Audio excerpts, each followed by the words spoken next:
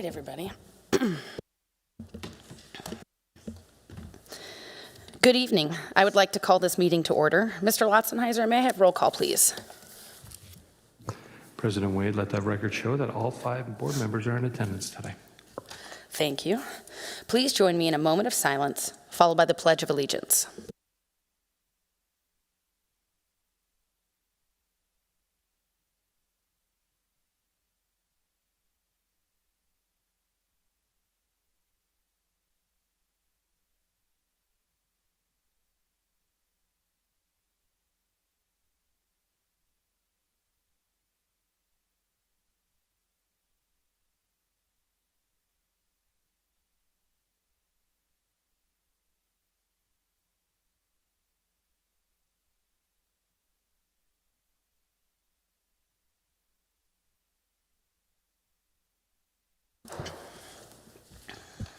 I motion to approve the agenda. Second. That would be Ms. Jarman is seconding. All those in favor? Aye. Aye. Motion carries 5-0.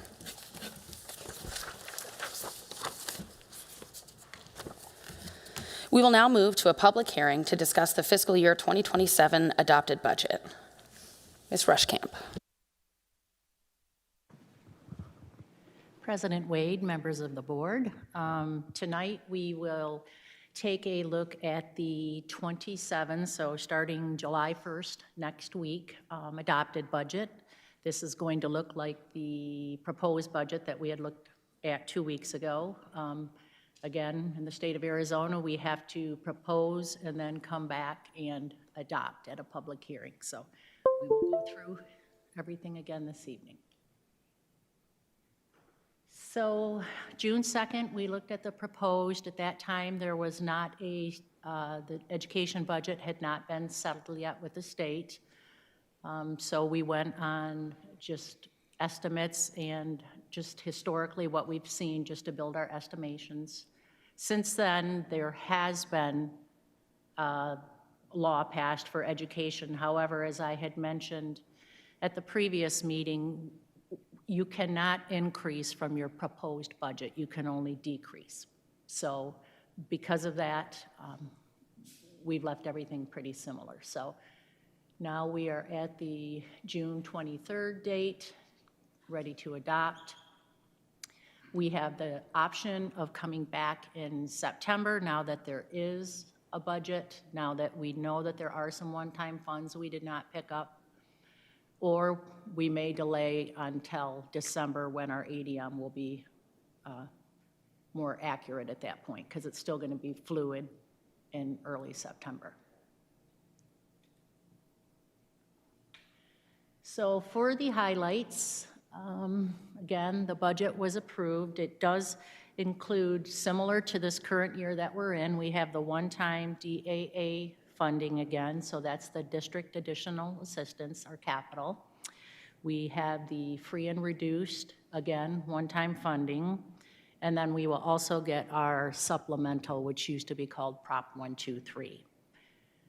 So we will be seeing those dollars for the DAA and the free and reduced, well, all 3 of them really. We have the option of whether we put them in capital or M&O, or put maybe 1 or 2 in capital and the others in the other fund. So we will see based on our ADM how we choose to handle that.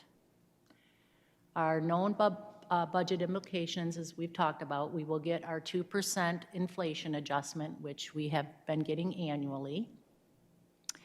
We know that our override had failed, so going into 27, this will be the final year of our override.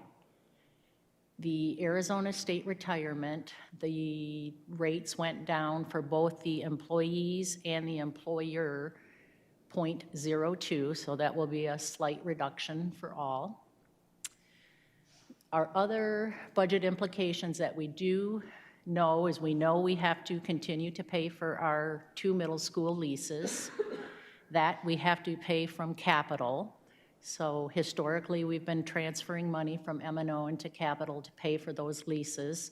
Going into next year, though, we are going to reduce that transfer slightly, down to 3.25 million instead of our normal 3.55 million. So capital will have to pick up the remaining balance of what M&O is not transferring. We have also historically been declining roughly 300 students. That's unweighted. So by the time you add the weights in for the grades and any of the B weights, that will be about 555 weighted ADM, or about 2.85 million that we are budgeting to lose. And as I'd mentioned, we are in the final phase of the M&O override. So where we were in May, we had revised on May 5th, again, transfer from M&O to capital as we've done historically.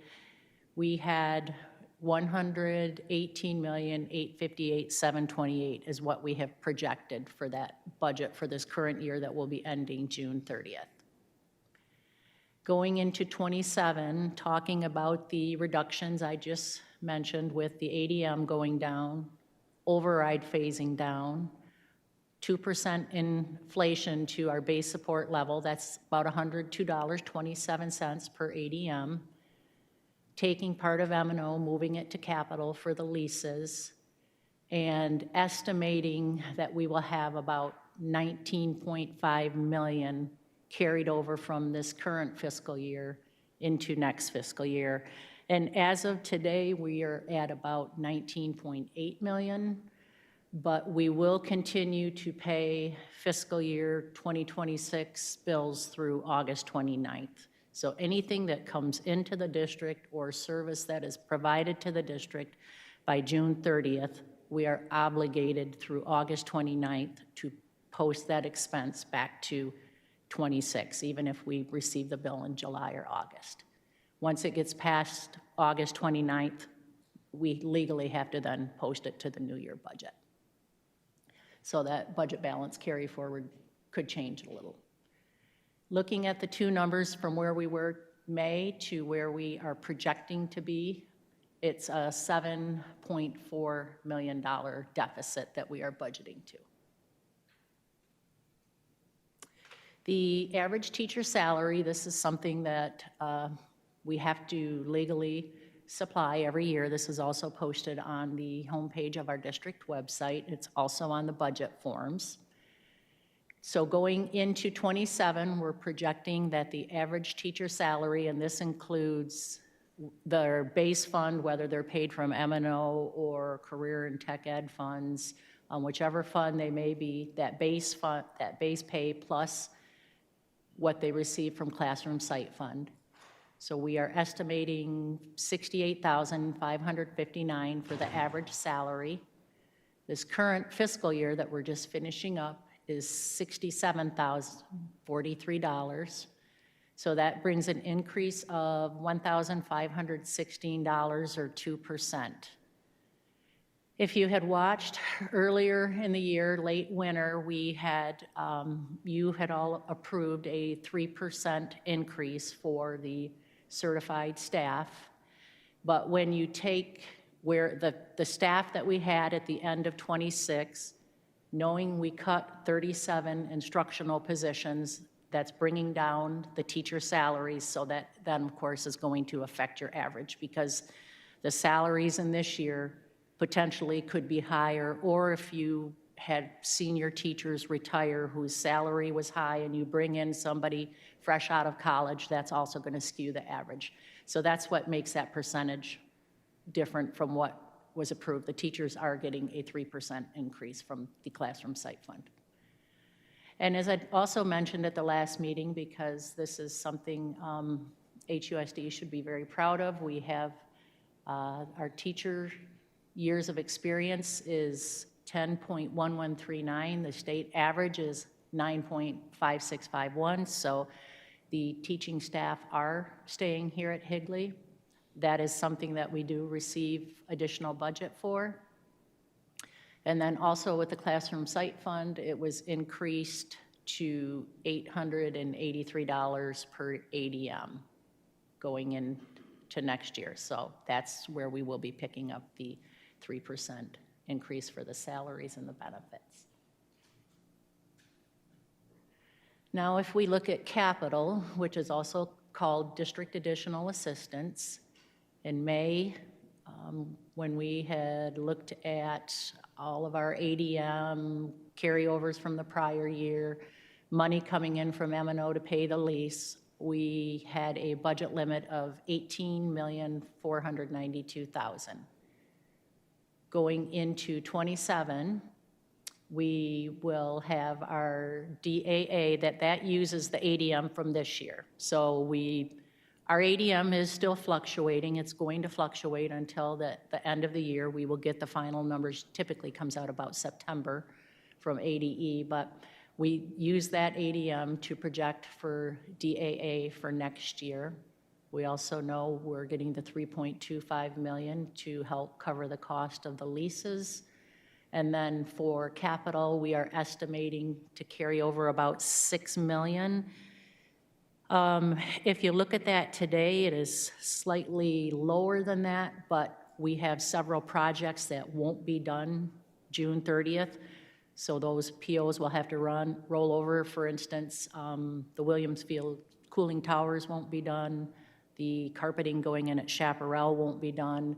So that budget just rolls into next year. It would roll over as budget balance carry forward so that we could pay the contractors once that work is done. So when you look at comparing where we are projected to end this current year to where we will begin next year, we're budgeting in the capital fund a $2 million deficit.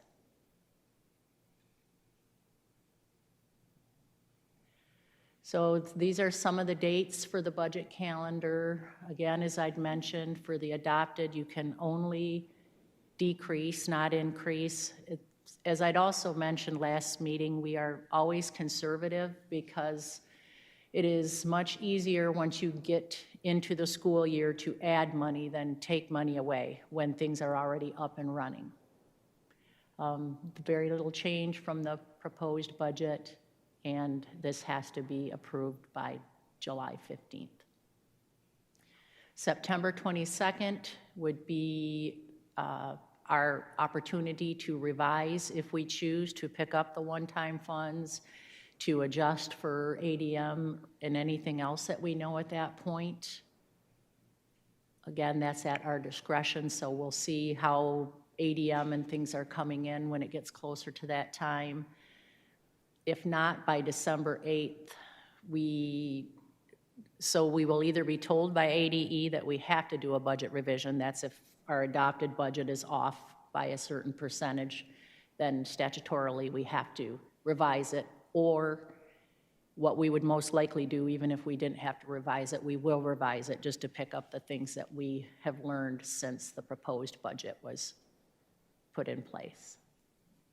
And by then the AFR will have been approved, so we will also have true budget balance carry forward numbers, and we can true up those things.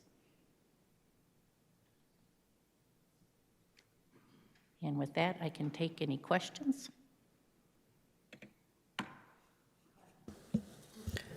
President Wade, Ms. Schamkamp, you mentioned based on the ADM of how we would handle the split of those funds between M&O and capital.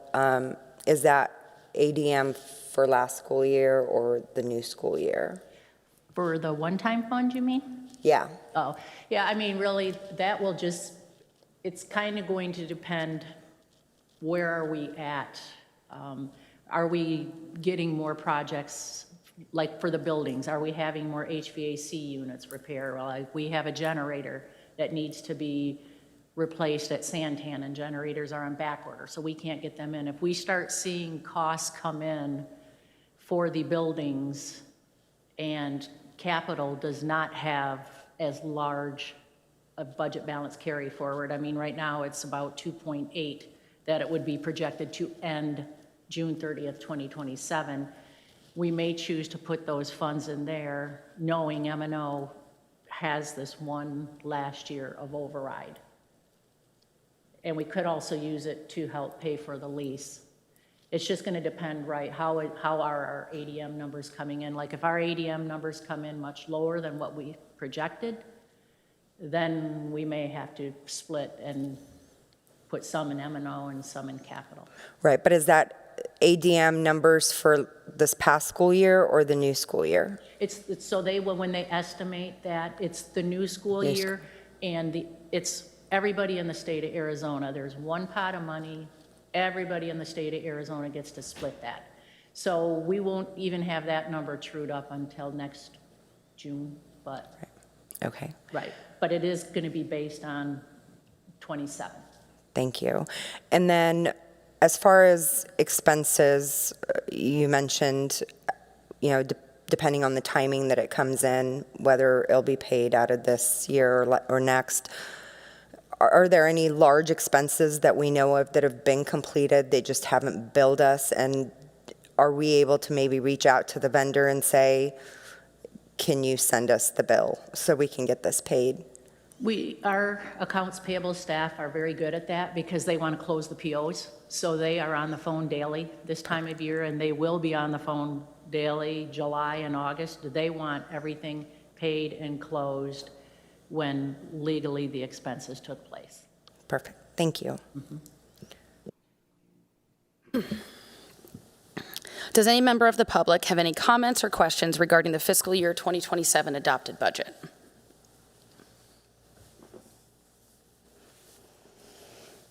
Thank you, Ms. Rushkamp. We will now reconvene in open session. Next on the agenda are requests to speak, which do we have any? Perfect. Please play the video.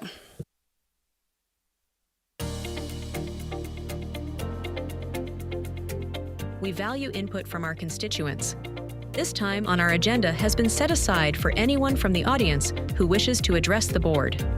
Those that wish to speak should have filled out speaker cards, which are due prior to the start of our meeting. Members of the board may not discuss, comment, or take action on matters raised that are not specifically identified on the agenda. Therefore, pursuant to ARS 38-431.01I, action taken as a result of public comment will be limited to directing staff to study the matter, responding to any criticism, or scheduling the matter for further consideration and decision at a later date. Also, we ask that audience members practice proper public meeting decorum, refraining from either negative or positive responses, including clapping or verbal outbursts, to ensure fairness to all points of view. Those that refuse to follow these rules may be asked to leave. In accordance with Policy BEDH public participation at board meetings, if considered necessary, the governing board president shall set a time limit on the length of the comment period in order to ensure that each individual has an opportunity to address the board. The president may also set a time limit for individual speakers. Thank you for your cooperation.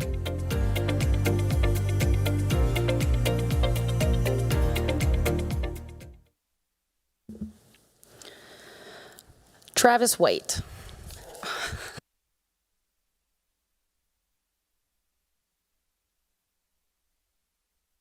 To do that.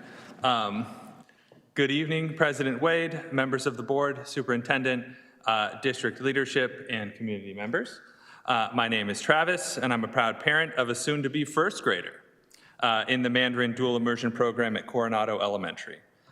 Thank you for keeping elementary specials and language programs alive and part of your focus. First, I want to extend a sincere thank you to our board president, Amanda Wade. Thank you for your continued leadership, your dedication to our schools, our district, and your steadfast commitments to our teachers, families, and the students of the Higley community. Your work behind the scenes, your immense background, and your dedication on and off the dais do not go unnoticed. I also want to take a second to shine a bright light on the incredible Coronado PTO. Thanks to their hard work, ingenuity, and generosity, our school community got to celebrate a fantastic new addition of a donation book vending machine. I don't know if you guys saw it, super cool. It was such a creative, impactful way to get books directly into the hands of our kids and foster a genuine love of reading. It truly takes a village, and our PTO continues to prove just how dedicated they are to enriching our students' daily lives. In the same spirit of community support, I want to express my deep gratitude to Higley Hangout staff and management. I don't think they get enough shout outs. The after-school programs and the school break programs are absolutely amazing. The entire team is great. Quick shout outs to Tatum and Alec, who I interact with the most. They truly represent the best of Higley. They provide a safe, engaging, and enriching environment that our and many families rely on. And their hard work means the world to us. I know it's been a struggle with the air conditioning this summer at Cooley, but their positive vibes never waver, and kids never forget their first few bus rides. Finally, there's so much to look forward to. We have an incredible year ahead of us in Higley, and I'm hopeful that we can keep setting the bar with A-rated schools. Let's keep showing that together we got this, and that Higley's public schools can continue to lead the charts by supporting our educators in their journey to provide a world-class education for every student.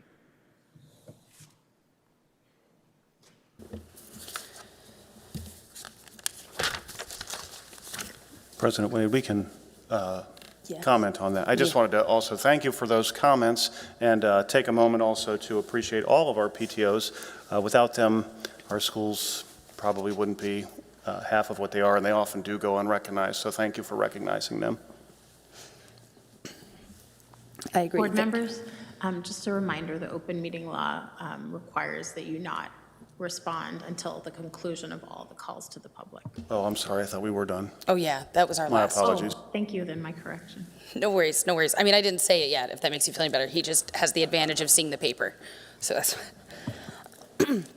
I appreciate that. This moves us to consent agenda items. I motion to approve consent agenda items 5.1 through 5.30. Second. That would be Ms. Schultz seconding. All those in favor? Aye. Aye. Aye. Aye. Motion carries 5-0.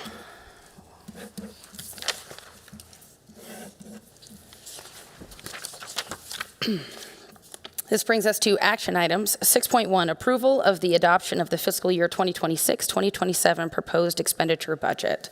Any questions or comments from the board before I motion?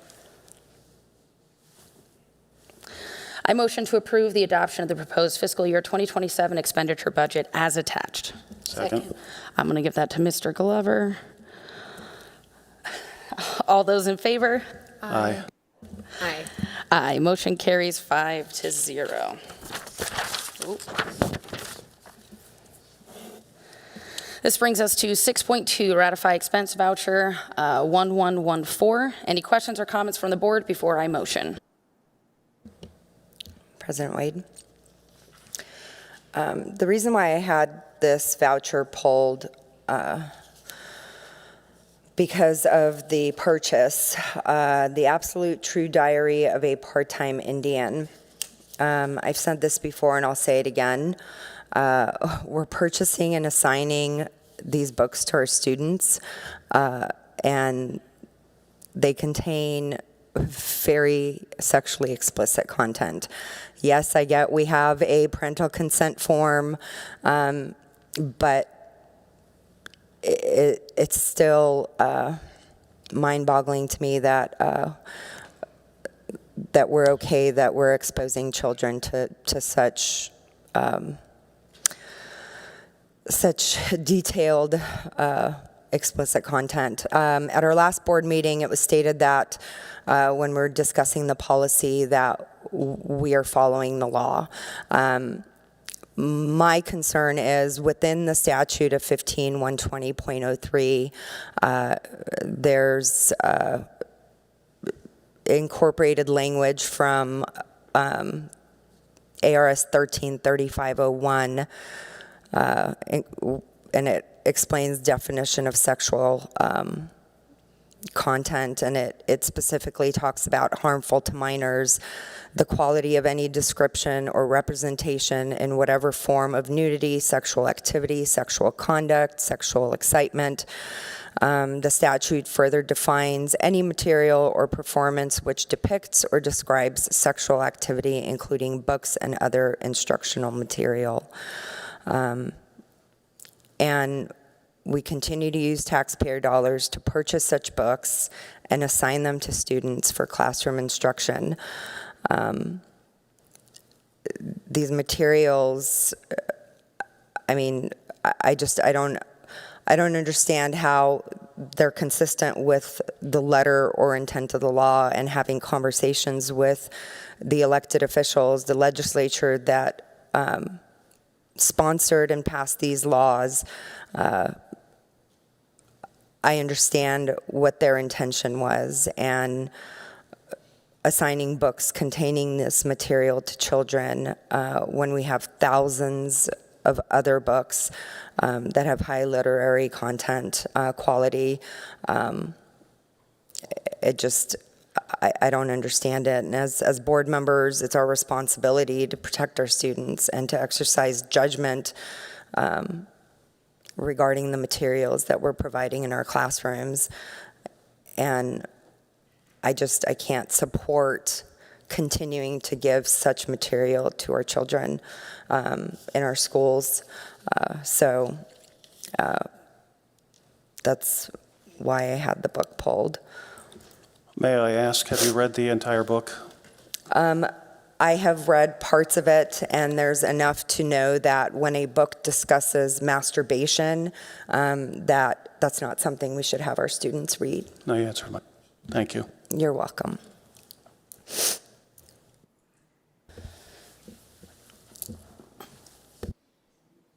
Okay, great.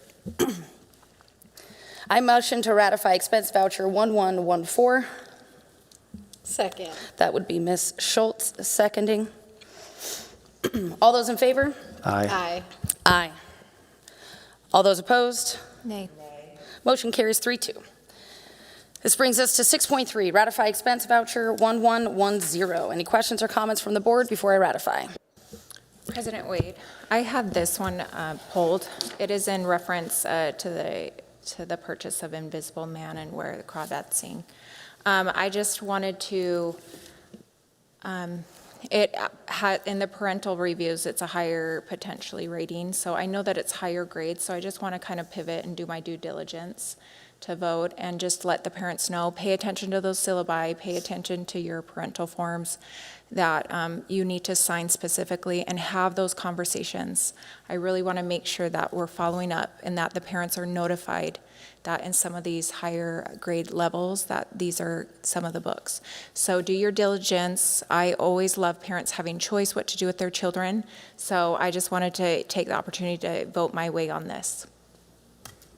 President Wade, if I'm not mistaken, this book was part of the parental group from last year that was voted on. Is that correct? Invisible Man? I believe that we discussed. I believe Invisible Man has been approved for quite some time in the district. However, where the crawdadsing was part of that in I remember that a one. revised approval last year. process. Yeah, I remember the crawdadsings last year, but I wasn't sure if Invisible Man was or when that was approved. Thank you. President Wade,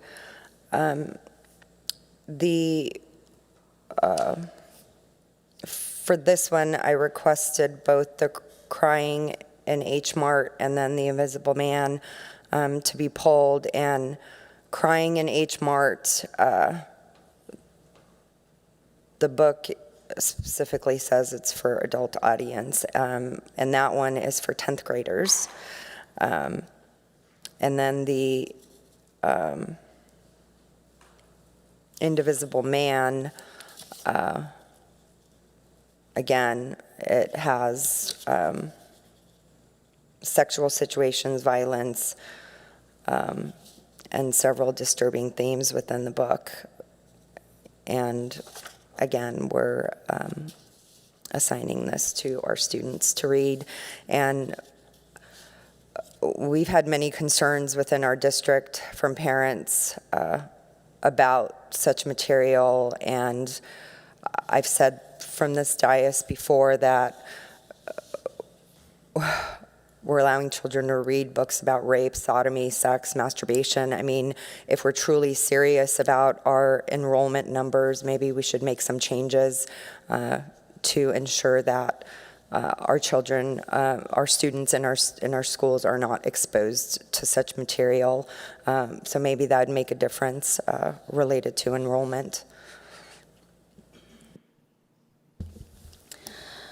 Before I motion, just to reiterate, and I know Board Member Van Hook mentioned this as well, there are parent permission slips for all of these books. It is part of our process, and every time that happens. Oftentimes when we sit up here and we talk about it, we make it seem as if that's the content of the book, and that is not. It is a paragraph or a page out of hundreds of pages, and at the end of the day, the book is chosen as part of our curriculum, like it is chosen in several districts throughout the United States, not just our own state, because of what it offers students, how it challenges students, and how it pertains to our curriculum. For parents who have issues, because we care about parental choice, don't choose that book for your child. There are other options that come available, and as Board Member Jarman expressed, make sure you are paying attention to your kids' syllabus and those types of things when you're having conversations about the start of the year and all of that for those parents who have genuine concern when it comes to the content their kids are digesting. I motion to ratify expense voucher 1110. Second. That would be Ms. Schultz. Seconding. All those in favor? Aye. Aye. Aye. All those opposed? Nay. Motion carries 3-2. Does anyone have any requests for future agenda items? President Wade, I would like to request to have a conversation regarding possibly accepting a separate EVIT transportation agreement for central campuses. We have parents panicking to figure out what they're going to do with their students that have to attend these central campuses, changing schedules, work schedules, and everything. And we have parents pulling their students out because of this reason. I believe that we can figure out a separate transportation agreement for central campuses versus satellite campus agreements while we still negotiate those. But whether we have another meeting scheduled before the next July meeting to figure this out, or I think if we wait, it might be cutting too close it might be cutting too close to the last July meeting. Board Member Van Hook, we have you down for EVIT transfer or transportation agreement. We could put that in a future agenda item. As I stand it, we don't really have the space to elaborate on the reasoning for your desire. I think we're all aware of what the timeline is, and so we have it down as future agenda item. Thank you. Again, I am able to explain why I want something Point on of the order. agenda. You can't call a point of order because you don't like what I'm saying. Again. It's the length of what you're saying. You're not supposed to.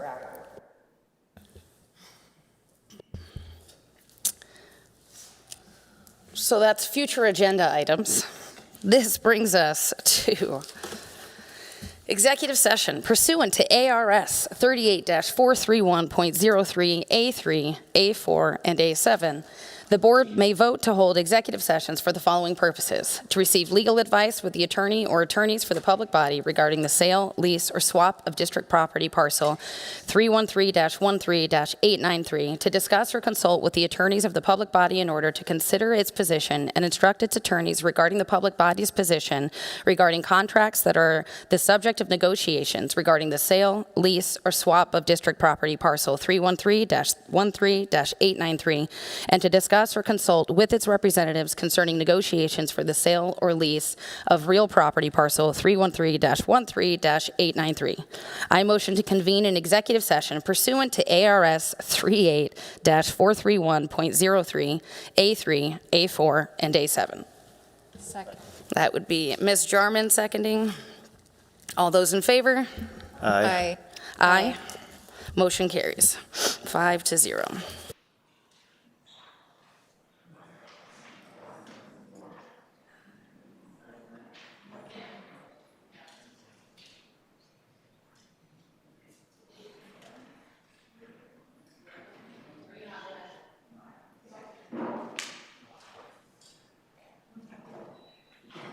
That was very nice of you. Oh, of course. How's it going? Good. It's hot out there.